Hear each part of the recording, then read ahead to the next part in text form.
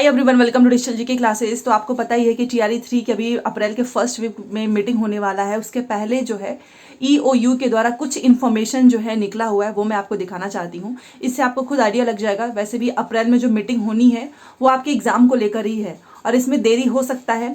तो ये जो है आज की इन्फॉर्मेशन है। यहाँ पर आप देखिए आप सब तैयारी कर रहे हैं सभी लोग, बट फिर भी जो ईओयू का काम है वो अपना काम बहुत ईमानदारी से कर रहे हैं और ये बहुत अच्छी चीज़ है, क्योंकि पेपर होना ठीक है बट उसके पहले जो जो लोग इसमें शामिल हैं उनका सच जो है सामने आना चाहिए।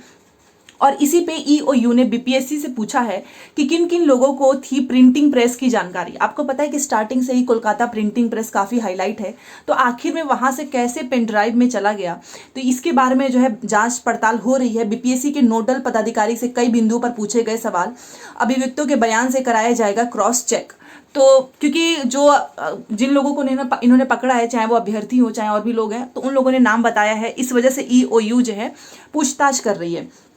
शिक्षक भर्ती परीक्षा के तीसरे चरण के पेपर लीक मामले की जांच कर रही आर्थिक अपराध इकाई ईओयू ने जांच आगे बढ़ाते हुए बिहार लोक सेवा आयोग से कई सवालों के जवाब मांगे हैं।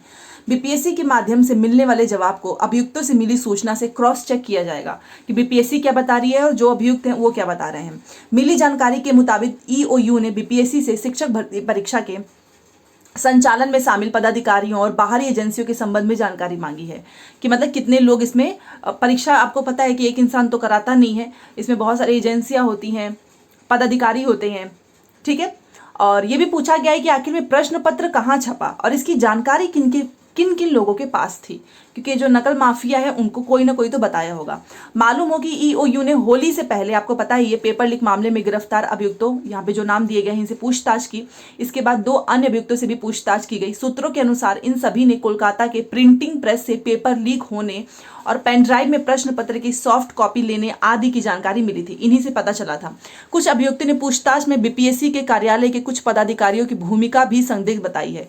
देखिए, ये मैं नहीं बता रही हूँ, न्यूज़पेपर में निकला हुआ है। ये बिहार का न्यूज़पेपर है जहां पर जो भी चीजें आती हैं आपको अप टू डेट बताया ही जाता है।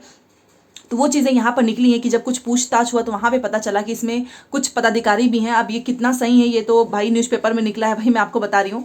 ऐसे में वैसे आपने ईओयू का तो प्रेस विज्ञप्ति देखा ही था, जब इन्होंने स्टार्टिंग में ही बोला था कि यस पेपर लीक हुआ है, बट बाद में उस समय तो कोई मान नहीं रहा था, बाद में खुद बीपीएससी ने पेपर रद्द करा दिया। ऐसे में ईओयू ने अब बीपीएससी से इन बिंदुओं पर जानकारी मांगी है। शिक्षक भर्ती परीक्षा के प्रश्न पत्र की छपाई वाली कोलकाता के प्रिंटिंग प्रेस के चयन को लेकर भी सवाल पूछा गया है। अभ्यर्थियों ने पूछताछ में बताया था कि जिस प्रिंटिंग प्रेस में प्रश्न पत्र की छपाई कराई गई थी वहां वो बहुत विवादित है। और ये क्वेश्चन बहुत पहले से उठ रहा है ना कि उस कोलकाता प्रिंटिंग प्रेस से पहले, यहाँ पर देखो लिखा हुआ है, लास्ट में देखिए लिखा हुआ है कि पहले भी वहां से बहुत सारे क्वेश्चन पेपर लीक हुआ है, तो आखिर में दोबारा से वहां पे छपाई होने क्यों गई, ये भी प्रश्न उठाया गया है। तो ये आज की इन्फॉर्मेशन है। और हर दिन देखो, जब तक जो जितने लोग शामिल हैं उनका सच सामने नहीं आएगा तब तक पेपर लीक वाली जो चीजें हैं ना वो कभी खत्म नहीं होगी, क्योंकि कि कुछ लोग तो बच ही जाते हैं, फिर वो धीरे धीरे अपना काम करते रहते हैं। इसलिए इनका सच सामने आना चाहिए। भले से टीआरई 3 चुनाव के बाद हो, बट इस जो बीच में ये समय मिला है इसमें जितने भी नकल माफिया हैं उनकी गिरफ्तारी होनी जरूरी है, कड़ी से कड़ी कार्रवाई। क्योंकि जब से ये सारी चीजें हुई हैं मामला एकदम से ठंडा पड़ चुका है, आप देख ही सकते हो। अब इस पर कोई बात भी नहीं कर रहा है, बट ईओयू अपना काम कर रही है।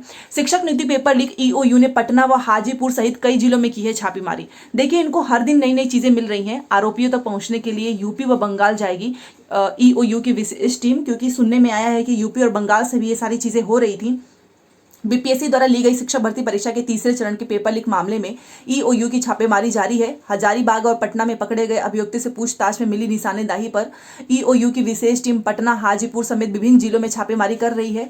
पेपर लीक में उत्तर प्रदेश और कोलकाता के प्रिंटिंग प्रेस की जानकारी जो है वो सामने आई है। इसको देखते हुए जल्द ही विशेष टीम संबंधित आरोपितों की तलाश में यूपी और बंगाल जा सकती है, क्योंकि बहुत सारे, मैंने आपको क्या बताया कि कुछ लोग तो बच ही जाते हैं ना, तो इनके लिए यूपी और बंगाल भी आ सकते हैं।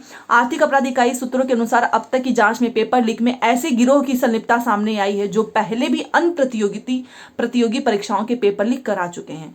तो जब ये जांच हुआ ना तब पता चला कि ये जो करार है ना ये ऑलरेडी बहुत सारे एग्जाम्स लीक करा चुके हैं। और रिमांड पर जो अभ्यर्थी लिए गए हैं उनसे पूछताछ हो रही है, इनके बारे में जानकारी भी मिली है, ठीक है, जिनकी तलाश की जा रही है। पिछले दिनों ईओयू ने पेपर लीक में आम लोगों से जानकारी पाने के लिए, आपको पता है ये इन्फॉर्मेशन मैंने आपको बोला था ना कि हेल्पलाइन नंबर जारी किया गया था, तो उसका बहुत फायदा हुआ है ईओयू को, क्योंकि इसमें कुछ ऐसे भी स्टूडेंट्स थे जिनको पता था बट वो अपनी बात पहुंचा नहीं पा रहे थे। तो सूत्रों के अनुसार इसी हेल्पलाइन नंबर पर ईओयू को पटना बाईपास के पास 90 फुट रोड में एक ठिकाने की जानकारी मिली थी। इसके बाद ईओयू की टीम जब वहां पर पहुंचती है, उस ठिकाने पर छापेमारी करती है, तो सूत्रों के अनुसार इस कमरे का इस्तेमाल जो है ना सॉल्वर गिरोह के जो सदस्य हैं अभ्यर्थियों से सेटिंग के लिए करते थे, और पैसे के लेन देन की भी जानकारी सामने आई है जिसकी पुष्टि की जा रही है। तो आप समझ सकते हो कि अभी भी इतने लोग जो हैं निकल कर आ रहे हैं, और ये है पटना के बाईपास जहां पर छापेमारी हुई है, यहां से भी गिरोह का पता चला है। यूपी और बंगाल तो जाएगी ही जाएगी। तो अभी भी पूछताछ जारी है, और सभी का बस यही है कि भाई देखो, पेपर टीआरई 3 से रिलेटेड एक अपडेट ये आया है, क्योंकि आपको पता है कि सक्षमता परीक्षा का रिजल्ट आया है, और सक्षमता परीक्षा के रिजल्ट से आपको एक अंदाजा लग जाएगा कि अभी चुनाव के बीच में कुछ नहीं हो सकता है, क्योंकि उनका रिजल्ट आ तो चुका है, बट बाकी के जो प्रोसीजर्स है ना वो सब चुनाव के बाद होगा, ऐसा नोटिस आ चुका है। चाहे वो आपका स्कूल वाला हो, काउंसलिंग हो, क्योंकि अभी बीच में कुछ नहीं हो सकता है, उसके लिए जगह भी चाहिए होगा, बहुत सारी चीजें होती हैं। आपका जो नियुक्ति पत्र है वो सब कुछ अब आपको जून के बाद मिलेगा सक्षमता परीक्षा को। तो सारी चीजें, और ये बिहार का ही है, तो जब सक्षमता परीक्षा का रिजल्ट आ चुका है बट बाकी की चीजों को होल्ड कर दिया गया है, तो टीआरई 3 जैसे एग्जाम इतना जल्दी नहीं हो सकता है। तो इसका फायदा उठाइए, तैयारी करिए, और प्लीज कमेंट करके जरूर बताना कि क्या ईओयू के द्वारा जो भी इंफॉर्मेशन आती है, जितने लोग भी शामिल हैं, वो सच सामने आना चाहिए या नहीं आना चाहिए। क्योंकि कुछ लोग अभी भी बस यही कमेंट करते हैं कि इससे जो है टीआरई 3 में देरी हो गई, हो जाता तो अभी तक आपका बाकी चीजें भी हो जाती, ऐसे भी कमेंट्स आते हैं। ठीक है, तो मुझे ऐसा लगता है कि इसकी जांच होनी चाहिए, हो ही रही है। बाकी जो लोग भी शामिल हैं उनका सच सामने आना चाहिए, तभी जाकर आपका जो टीआरई 3 होगा ना जून के बाद, उसमें उन्हीं लोगों का सिलेक्शन होगा जो सच में मेहनत करके जाएंगे।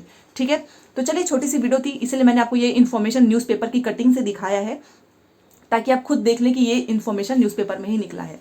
तो चलिए, मिलते हैं नेक्स्ट क्लास में। Thanks for watching.